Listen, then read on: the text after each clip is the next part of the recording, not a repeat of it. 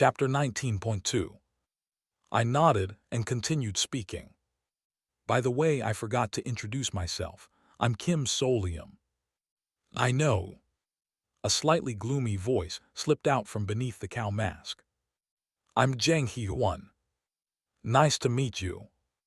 I tried to speak to the researcher who had collapsed to the ground, but all I got was a whimpering close to panic. No, I can't walk. Someone save me. I could help you walk, but your mobility would be compromised, supervisor. I added as if concerned. In that case, it would increase your chance of dying. He got up like magic. Just as I thought. Assistant Manager Jin from A Squad glanced at me with a look of disapproval, but didn't interfere and just scanned the surroundings as she walked. I too quickened my pace and shifted my gaze. It was a flashy yet somehow dizzying, stifling theme park, like something out of a dream. Is red the theme here? There wasn't a single place in this park, flags, buildings, tents, that didn't feature a red symbol. We must have drawn the red piece and ended up in this zone. On the flag, a cute rabbit was raising one hand and smiling. Magic Bunny Arcade Zone. In other words, it's a magical rabbit adventure zone. It's really got that theme park vibe. That's when it happened. The rabbit mascot blocked Assistant Manager Jin's path. A roadblock. Please hold on a moment. I stopped Assistant Manager Jin, who was about to walk around the mascot. Because it looks like a parade. A line was drawn behind the rabbit mascot, and from afar, cheerful music and various colorful rabbits began to appear. But not a single thing about it was exciting. I tried my damnedest not to cover my face with my hands. It's starting. == Cheerful Theme Park User Guide, applicable up to Exploration Record 64. 7 Cheer for the parade with a joyful expression. Everything that happens during the parade at the cheerful theme park is pleasant and never negative. Absolutely not negative. == The parade drew closer.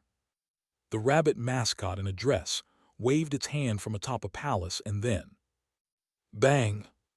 It struck nearby carrots with a colorful wand. And then all sorts of red, sparkling things began to pour down on the mascots. Candy, jewels, flower petals, fireworks. But that wasn't all. Bang! The next one burst open, spilling out new red objects. Blood, entrails, organs. They came tumbling down. Tumble. The mascots danced, wadding through the entrails. The cobblestone right in front of me turned red. Wow, this is insane. This is the problem. This crazy theme park spits out things that no human could ever smile at as if they were glitches. But if you scream or cry, you'll get redacted. Wow! Splatter! The area in front of my shoe was soaked in blood. Something that had rolled over bumped into the tip of my shoe. An eyeball. $% ACK. A silent scream burst from within me, running down my spine. I feel like I'm going to throw up. I squinted my eyes as much as I could, trying not to look directly at what was in front of me, pretending to be calm. Wait a second. That wasn't my voice, was it? When I glanced to the side, I saw the cow mask with its mouth covered. Could it be? Do you have trouble seeing violent things? The cow mask slowly nodded. The lower part of the face, which wasn't hidden by the mask, had already turned pale. A comrade. I almost felt my heart warm up. Finally, someone who was sharing the madness and terror of this insane situation with me. Hey, you're doing a great job holding it in. I was about to suggest that we find a way to navigate this nightmare together when. Seriously, what the hell are you saying? It was a voice full of irritation. It was Assistant Manager Jin from A Squad. Can't handle seeing gore. How can you not understand that a wimp like that is just dead weight, not a backup life? Hey, top recruit, I'm telling you this because you have potential that.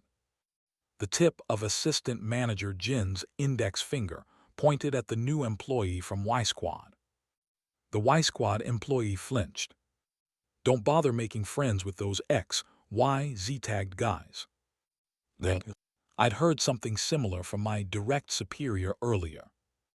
Ro, the people you met today from the other squads, just keep things light with them, okay? I already knew the reason. The field exploration team assigns an alphabet to each squad. And there's a meaning to that order. Elite teams A, B, C. Regular teams from D to W. And then X, Y, Z, R. == Dark Exploration Records / Daydream Inc. / Field Exploration Team. Round-off team. A part of the field exploration team that consists of individuals who pass the entry test, but have some defect that makes them unfit for normal exploration tasks. They are mainly used for experimenting in special situations. Usually referred to by the last 3 letters of the alphabet X, Y, Z. == The last 3 letters of the alphabet are where they put people like that. They're just meat shields. They're like extra lives given to employees who know how to do their jobs, so don't pay attention to them. What? They talk about variable elimination or whatever, and they don't properly explain it to the newbies. But since they're going to die here anyway, it doesn't matter. The employee in the cow mask stiffened. W, what are you? Round-off team cow mask, raise your left hand. Like a lie. Jang Hee-won raised his left hand into the air. The lower part of his face, not covered by the mask, had turned deathly pale with shock.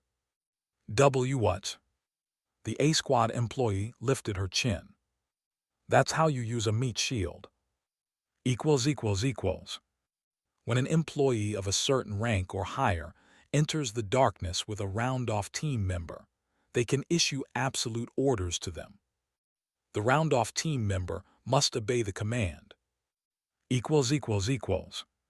Right.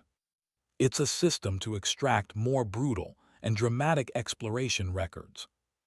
In short, they're like slaves or suicide squads.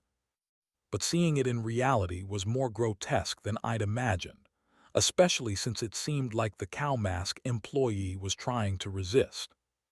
This is insane. The gold mark near the chin of the A Squad employee's butterfly mask glinted.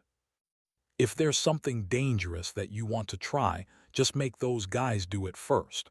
But sometimes they misunderstand the orders and end up dying. That just drives me nuts. Well, if they had enough sense to understand properly, they wouldn't have been assigned to a team like that, would they? The insults continued casually, ending with the tired voice of someone suppressing their irritation, like a weary office worker. Why do they even bother applying to jobs like this and being a burden? Every time it's just lunatics, cultists, criminals. No doubt, they deliberately placed individuals with personality defects in the round-off team. It was a plot device to lower the psychological barrier for people reading the ghost stories. It's like it feels better when someone evil or flawed dies as a tool, rather than a kind and normal person. Seeing it in reality, though, left a bitter and disgusting feeling. What did the employee in the cow mask do wrong to deserve being treated like a suicide squad member? Even that pathetic coward. Yeah, a coward. Wait just a second. Hold on, assistant manager. I feel like I just heard something huge. Did you just say coward? Yeah, can you believe there's a coward who passed the entry exam and still whines like that? Like that newbie from Y Squad. That's it. Seriously. That newbie in the cow mask got assigned to the round-off team because he's a coward. Being scared was considered that big of a flaw. Then, what about me? Aren't I a coward too? Suddenly, memories from my first day at work flashed like a panorama. The things I said to my superiors after running away from the ghost at the convenience store. Actually, I ran out quickly because I was scared. Then, now I realize, I was so lucky they didn't believe me. So cowards get marked as trash and ostracized in the company. Not just shunned discreetly, but officially pushed into death traps. I just thought I needed to hide my weakness, but it's worse than that. I could almost hear my survival rate plummeting in surround sound. No way. Anyway, there's nothing specific to order him to do right now. He'll just be in the way, so let's move, just you and me. Got it? Hell no. If I go alone with you, I feel like I'll be exposed as a coward in 5 minutes. I can already see my future, where employee Kim Solium ends up exiled to the round-off team after assistant manager Jin from A Squad testifies. What, this guy was a coward too? In that case, please go ahead first. What? For the first time in my month here, I broke the rookie's 10 commandments. I defied my superior. And my reasoning was pretty solid. I'll bring my teammate along. Then, assistant manager Jin from A Squad paused. For a moment, I worried that this superior might use the Y Squad newbie to get rid of me. This moron. The butterfly mask assistant manager seemed to choose to cut ties with me and disappear instead. But well, here's the thing. You won't be able to go alone anyway. Cheerful theme park user guide, applicable up to exploration record 64. 2. Make sure to stay together with teammates of the same color inside the theme park. If you are more than 5 meters apart while not riding an attraction, you will be executed. You will be strangled. It hurts, so don't move further apart. Don't do it. There's no way they just let someone with your nerves wander off with their eyes open. You need to be our tank. The butterfly mask assistant manager made a choking sound and stopped, as if grabbed by the nape of her neck.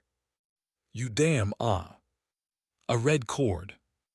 Like a leash, the line connecting us stretched taut above our heads, but when the assistant manager smartly backtracked and closed the distance, it disappeared again.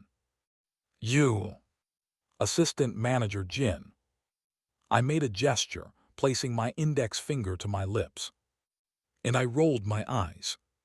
The mascots around the parade were all staring directly at assistant manager Jin. Then, the A Squad assistant manager quickly calmed down. It's really convenient when someone competent gets a grip fast. Could it be that the teams were split like this? Yes, didn't we draw the red pieces together? We were grouped as a team, and it seems there are physical restrictions as well. No way. Assistant manager Jin looked at me, then asked meaningfully. Did you anticipate this? I just read this ghost story in advance. But I decided to roll with it. I assumed a serious tone and began to speak. As you may recall, there were 4 civilian survivors. So, weren't they probably on the same team? I spoke earnestly. Since we were also assigned as a team of 4, I thought it was likely the same for them.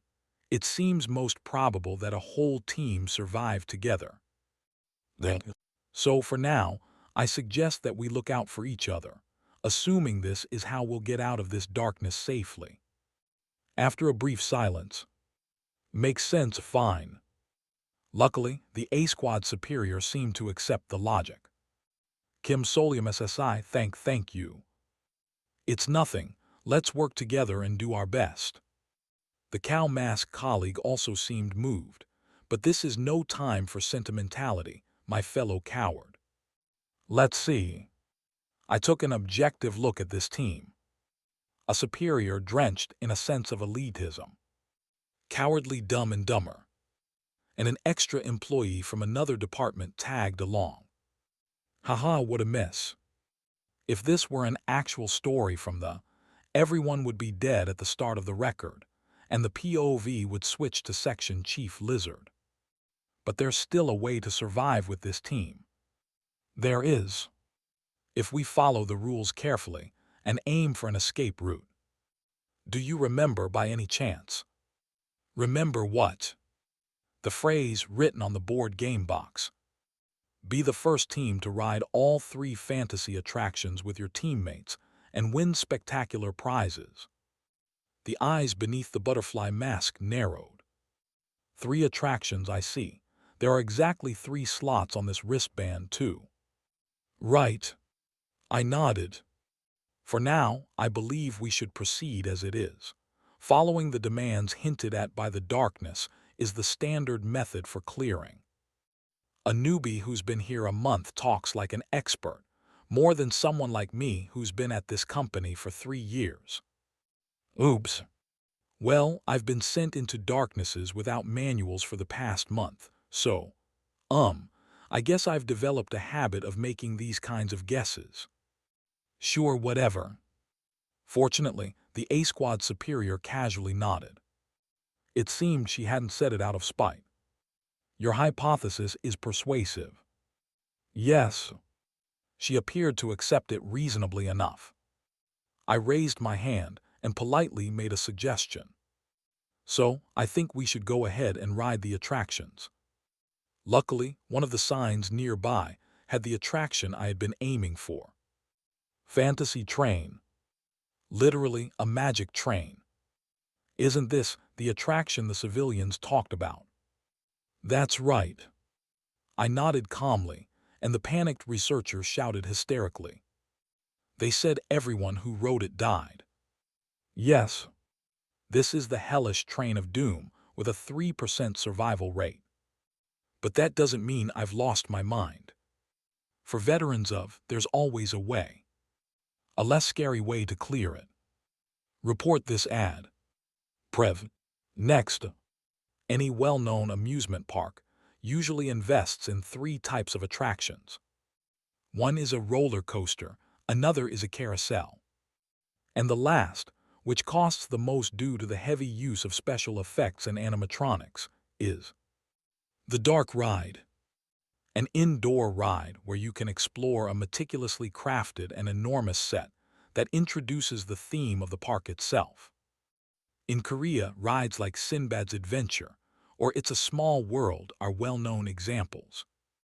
And in this cheerful theme park ghost story, that role belongs to this attraction. Fantasy Train, the researcher spat out in exclamation frantic. This is the one where everyone died. I'm not getting on. I won't ride it. Testimony 4, Survivor Park Yin. All 4 who boarded the Fantasy Train went missing. Later, their clothes and bones were found repurposed into plush dolls at a souvenir shop, presumed deceased. Yes, that's what it said. And in the I read, this attraction had indeed caused numerous casualties. But that's not the whole story. The fact that there were so many casualties means this attraction appears quite frequently. Like any board game with random elements, the cheerful theme park ghost story changes its zones and mascot combinations each time you enter. However, the Fantasy Train attraction would likely always appear as a common feature, because its theme was so clear-cut. Please look at the description under the sign. I pointed to the words beneath the sign. Meet the residents and stories of each area in Fantasyland, a delightful train ride. It seems like it's the attraction that introduces this theme park. This was also the most crucial element for escaping this ghost story. How are the zones in this theme park divided, and what colors are used? Let's not forget, this all originates from a board game. What does it mean to choose a faction in a game? It means you're selecting your traits. And the fact that the teams were divided by color suggests that advantages or disadvantages arise based on those colors. So, understanding that was the most important thing here. What color team you belong to, which zone your color represents, and what unique traits it has. Equals. Cheerful Theme Park User Guide, applicable up to Exploration Record 64. For each zone in the theme park is colored according to its theme. The place where you first open your eyes is the zone your team belongs to. Respect the zone. The zone is more important than anything. Look at the colors, don't upset the mascots. The mascots are everything in the zone. Equals. However, to persuade those who don't yet understand this, I needed a different kind of logic. Work. The first target, as expected, was the top superior. But everyone who got on it died, didn't they? Assistant Manager Jin from A Squad, wearing the butterfly mask. To win over this elitist, self-important person, right, flattery would do the trick. They were civilians, weren't they? I deliberately adjusted my tone to sound slightly confused. They approached it without any awareness, riding it like any other amusement park ride. The chances they properly responded to a supernatural situation were low. And so, comparing them to the professional field exploration team, who clears darkness with a purpose, well, I furrowed my brow slightly. It seems a bit harsh on the civilians. The A Squad superior snorted. Smooth talker, aren't you? Well, you're not wrong. And no, we can't, absolutely not. Hey! The A Squad superior grabbed the researcher by the head. The sharp fingernails pressed against his temple. Do you think you have the right to speak? Do you want to die here and become trash that doesn't even make it as a souvenir, or do you want to get on that thing? The researcher went silent again. No need for a bully here. Move. The researcher, looking like death, started dragging his feet toward the fantasy train. 2 birds with 1 stone. It was a success. Now there was only one person left. The Y Squad newbie, Jang Hee-won. As I followed the sign to the fantasy train, I subtly slowed my pace to walk alongside the new employee and whispered to him. Don't worry. Yes. What I said just now was just to convince that person. Actually, I'm going because I thought of a different trick. A trick? Consider it insider knowledge. I smiled slightly. I used to work part-time at a theme park. Oh, sorry, that's a lie.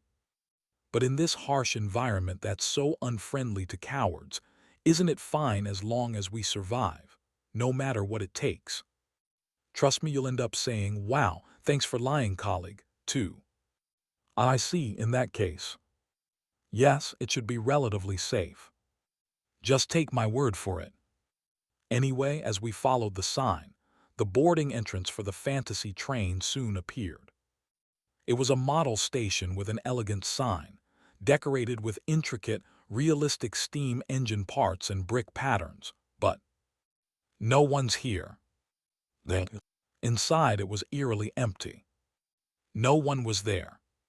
Haha, enjoy a wonderful train ride. Haha, enjoy a wonderful train ride. Haha, enjoy a wonderful train ride. The cheerful amusement park music mingled with an odd sense of unease. What I could see was a train waiting beyond the queue. And in front of it, a rabbit mascot dressed as a conductor. Another mascot, huh? Is that the staff for this attraction? That was correct. As we quickly passed through the empty queue, the conductor mascot with hollow eyes reached out a gloved hand and stamped our wristbands. Cheerful, Fantasyland admission ticket, black square. So that's one. Next, we were guided to board a small train that looked like a colorful, fairytale steam locomotive. The mascot then returned to its position and began waving both hands. It seemed to mean something like, Have a pleasant ride. Since nothing unusual had happened so far, the researcher and the Y Squad newbie seemed somewhat relieved without realizing it.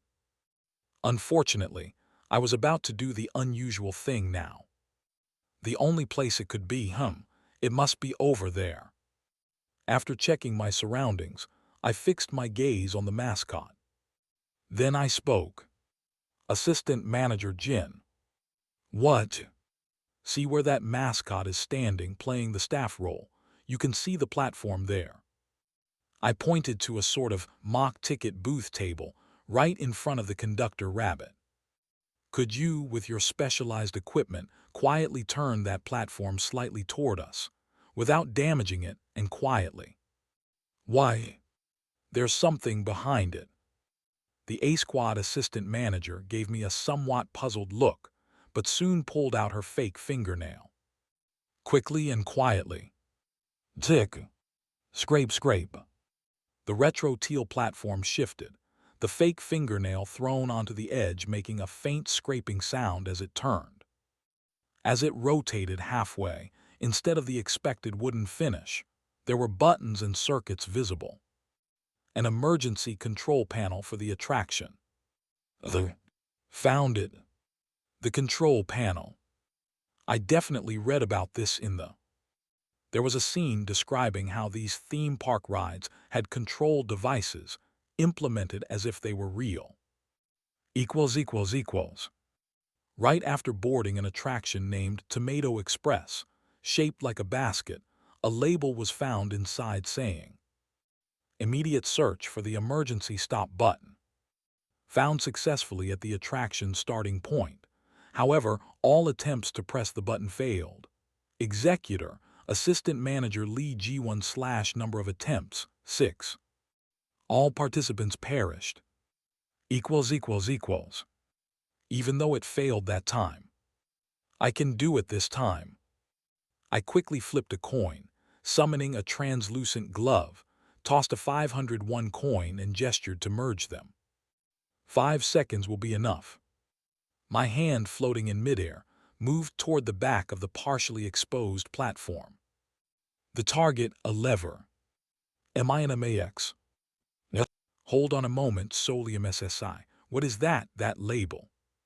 Hold on tight. Excuse me, hold what? Grab onto the train seat handle. My hand pulled the lever all the way down.